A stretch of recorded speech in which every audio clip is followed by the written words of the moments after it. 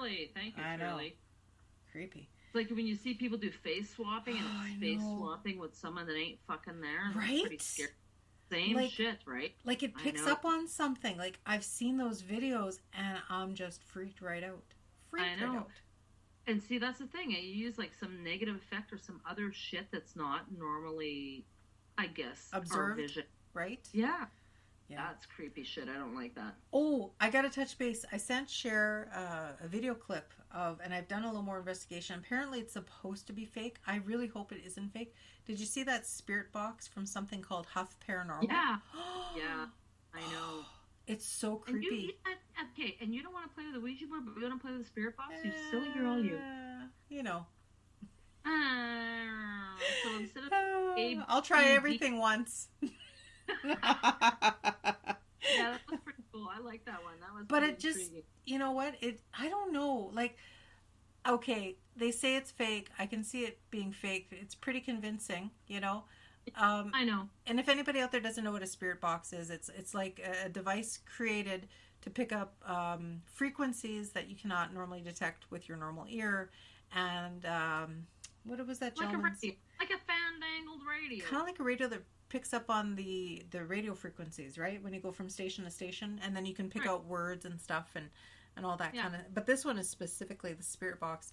Specifically talks and it has words, but like it was just so many different people with such random things that you could see a ghost saying, you know? Like, oh yeah. And it was very clear. It was like sentences, whereas like a spirit box normally just picks up one or maybe two words if you're lucky, you know? Something that you have to sort of interpret kind of thing. Right, and you're like, did you hear pick or did you hear dick? You know what I mean? Yeah. Or were they pick dick or was it dick? Yeah. That's where punctuation matters, right? Punctuation is very important, yeah.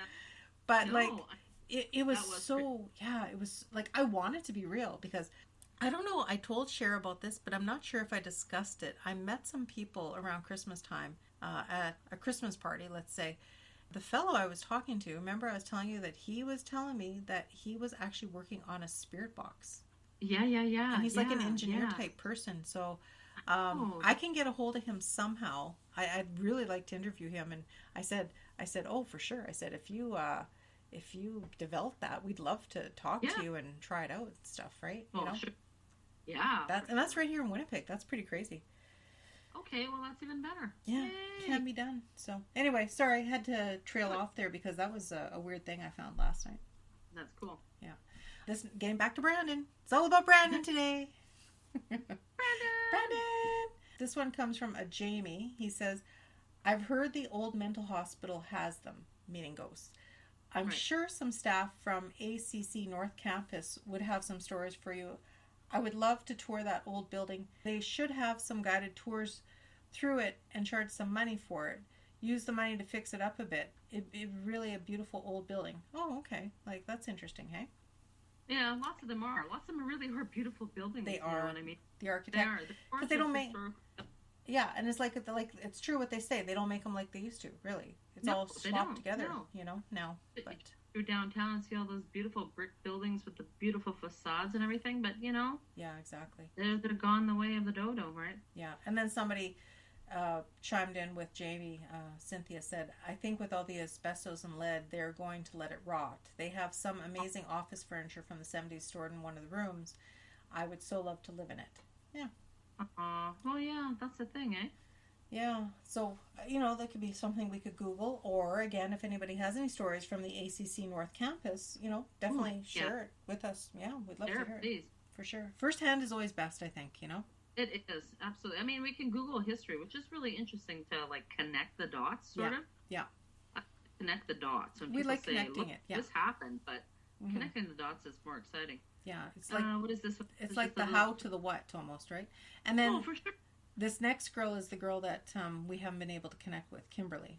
Oh, okay, Kimberly, yeah. Yeah, you can go ahead. I said, I used to live in a house that was haunted.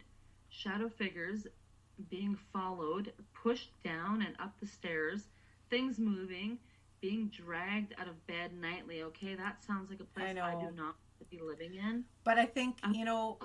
now. Like, because holy crap. I know, and because we haven't been able to connect with her, like, hey, that's cool. Like, you know what? Like, that's scary shit. Like, if this has been happening to you, it's hard to talk about. Like, really, you know? Oh, hell yeah.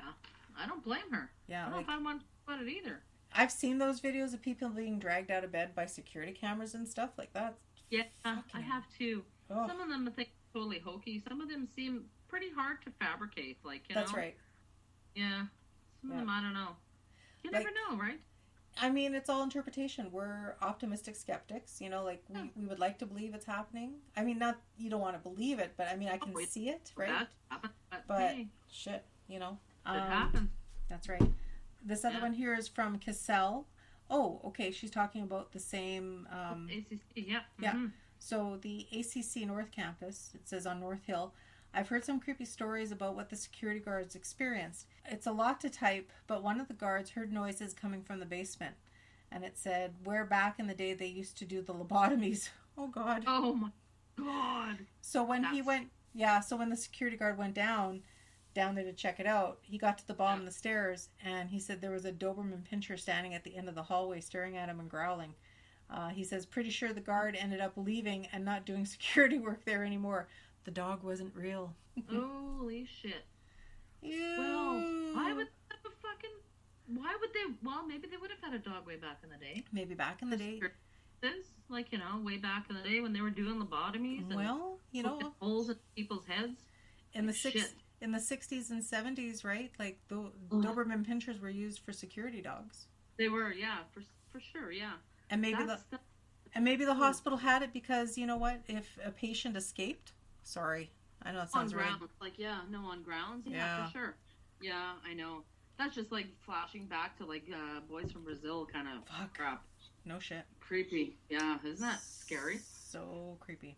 What is this little teeny one here? There's Quinn. Believe it or not, I've heard and seen some creepy stuff at the maple leaf plant outside the city. Some had taken place on my morning or evening shift, but most stories I heard were on the night shift during sanitation hours. Ooh, this is long. This isn't short. No, but this is a different Quinn, though. Isn't that funny? There's two Quinns. Oh, really? Oh, yeah. It is.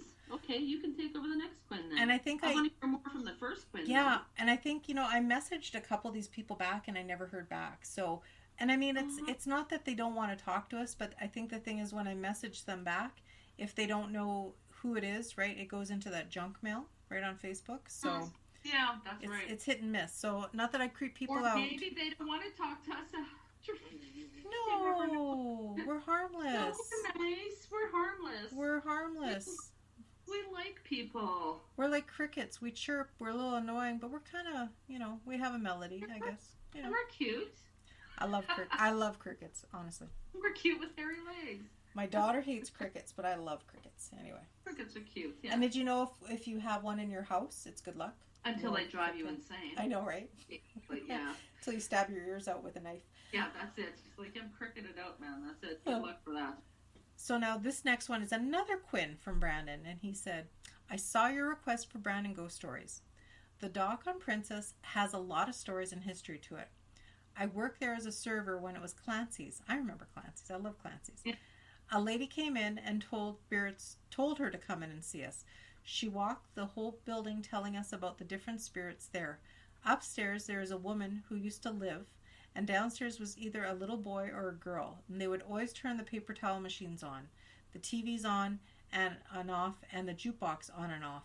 In the private room upstairs in the back, it was always smelled like smoke, and if you set the room up for a private party and came back later, things would be moved around. She said that there was a bunch of guys smoking cigars and playing poker up there. Ah, could be. I think she means like dead guys. A bunch of dead guys. That could be, yeah. I guess so. There used to be an auto body shop there, and after work, it says that's where that they went to go hang out. She told us all the spirits were happy and friendly. I was told by a customer that back during World War II, it was a dance hall, and all the soldiers would go there to dance with the local girls. The people who own Clancy sold it, so I'm not too sure if there is any new owners or staff that have any of those stories. I hope that helps you out. Happy hunting. Happy ghosting. Happy ghosting. Thanks, Quinn. And then he says, I also believe there's ghosts in the art gallery downtown. It used to be a sewing factory and caught on fire.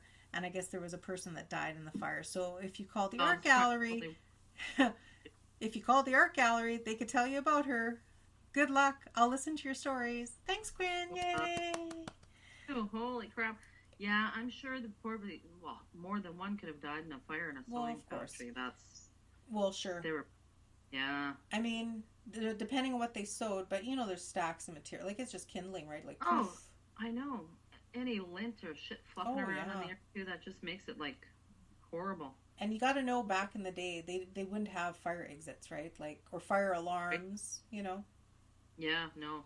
What is this super long thing we have now here? So this one was somebody, Whitney had told us to check out this article. She sent us this article that was actually listed in the Brandon newspaper, I guess, back in 2011. So. Okay. And this is what it was, because I guess it's the local jail. The jail is haunted because there was a woman that was hung there. Oh, lovely. Yeah. Do you want to read some? I'll read some. Sure. It says Whitney said our old jail that is now a care home. Ooh, well, that's nice combination. Way to go. Yeah. Why don't you just put a cemetery back there too to comfort them? Yeah. After it's all said and done, just I know, eh? Right. Because people hear noises there all the time and hear voices, as well as homes that are around it. Oh well, if it's a big place, then it could be. Right? Yeah. She was buried on those grounds after the hanging. 4 hangings happened there, but only she was buried on the grounds. I wonder why. Maybe she was homeless or she had no one to claim her. Maybe. I don't know. But this was the little blurb she happened. It said December 27th, 1899. Hilda Blake was hung in the Brandon jail. Like right in the jail? I guess. I thought they did all their hangings in Winnipeg. No? Well, no? I don't know. God. Well, Brandon... Yeah. Well, pardon me? I was just debating back and forth in my head, like, 1899, like, I mean, I don't know how big Brandon would have even have been back then. I know, yeah. So I thought they shipped everyone out to Winnipeg to do it, but maybe not. Maybe. God, right in the jail, God. Capital punishment in Canada dates sure does. back to 1749, and before Canada eliminated the death penalty for murder on July 14th, 1976, as many as 13 women have been hanged at the gallows across Canada.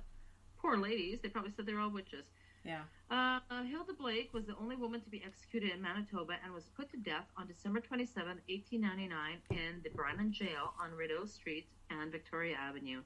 She was a 21-year-old housekeeper who was convicted of murdering her employer's wife, Mary Lane, on July 5th, 1899. Did she really do it? I wonder. Dun, dun, dun. Hilda was an immigrant worker who was reportedly jealous of the treatment Mrs. Robert Lane gave to her children. Oh. She purchased a handgun from someone in Winnipeg and shot her employer's wife. Fucking Winnipeggers. Well, that sounds like there's more than just some sort of jealous treatment of children. I don't think it's the children. I think she was jealous, She wanted to be the second Mrs. Blake, right? You know what I'm saying? Yeah, exactly. Mm-hmm. Yeah. It says at first Mrs. Blake claimed the murder was committed by a tramp, mm-hmm. who was begging for food at the home. And when Mrs. Mary Lane refused to supply food, he pulled the gun and shot her. That's pretty drastic. Hilda changed his story after a police officer discovered a gun in a garbage can down the road from the murder scene. Well, Amateur. Yeah. Amateur. Yeah. Amateur. What are you doing? Hilda admitted that she alone had committed the crime. At a preliminary hearing, she refused representation from legal counsel. See, this whole right here seems to me like she had a thingamajig going on with the mister. I think so. Like, no way. I committed it all on my own. I think he shot her. And right? she took the rap. She took the rap for it, yeah.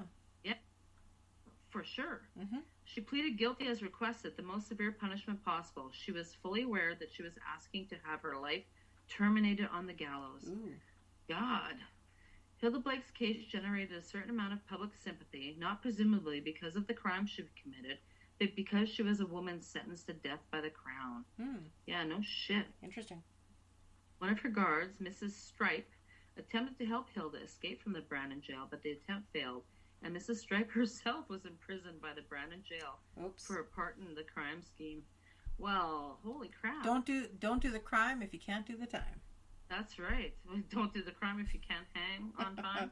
If you can't hang out for a while. Oh. I don't know, eh? That's bad. It is bad. An appeal for clemency was made to the Minister of Justice to have her sentence commuted, but the request was denied. Wow. Wonder who that was at the time. He was an evil bastard. I'm gonna look this shit up. Yeah. Yeah. Hilda walked to the gallows just 4 days before the birth of the 20th century. Ooh, Wow. wow. John Radcliffe was her executioner. She is still buried in an unmarked grave somewhere in the grounds of Rideau Park Personal Care Home.